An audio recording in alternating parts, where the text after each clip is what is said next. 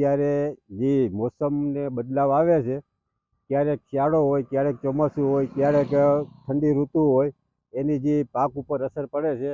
અત્યારે ઉનાળુ વાવેતર તલ, મગ, અડદ જે એની ઉપર અસર પડે છે અને જે વરસાદ થયો છે કમોસમી, એને હિસાબે ખેડૂતને નુકસાનીની અસર દેખાય છે. અને કમોસમી વરસાદને હિસાબે જે પાક ઉપર આવેલો જે માલ છે એને નુકસાનીની અસર થાય છે. એટલે ખેડૂતને થોડુંક સહન કરવું પડે છે. હજી આવતા દિવસોમાં ચોમાસું બેસતા અને ઉનાળુ જે ચાલુ છે એની વચ્ચેના ગાળામાં જે પાકની લણણી થાય અને એ દરમિયાન જે પાકને નુકસાની થાય, વરસાદ થાય તો વધારે નુકસાનીની અસર દેખાડે.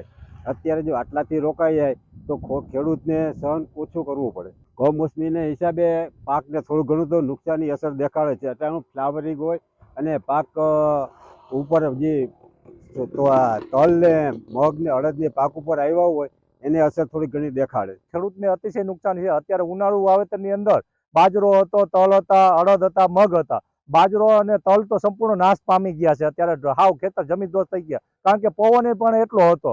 અને લસણ, ડુંગળી અત્યારે હુરીની અંદર હતું, કારણ કે ભાવ નહોતા એટલે ખેડૂત દીધામાં હતો કે બજારની અંદર વેચવું કે ભરી દેવું. હજી હુરીની અંદર માલ હતો, સંપૂર્ણપણે નાશ થઈ ગયો છે. ડુંગળી અને લસણ તો હાવ ફેલ થઈ ગયા. ખેડૂત જ એક એવો વસ્તુ છે કે માર સહન કરીએ કે કુદરતી આફતની હિસાબે માવઠાથી બહુ નુકસાન છે, કારણ કે ખેડૂતનો માલ જે ખેતરની અંદર હતો, લસણ કે ડુંગળી, એ સંપૂર્ણ નાશ થયો. એમાં કઈ લેવા પણ જ નથી, કારણ કે કારું થઈને બગડી જ જવાનું છે. અત્યારે ઘાસચારામાં પણ નુકસાન છે. નીણ હતી, જે એડા હતા, અમુક ખેડૂતને જે એડી કાઢવાની બાકી હતા, જે ગળ પલળી ગયા, એ એડી તો ઉગી જવાની છે બધા.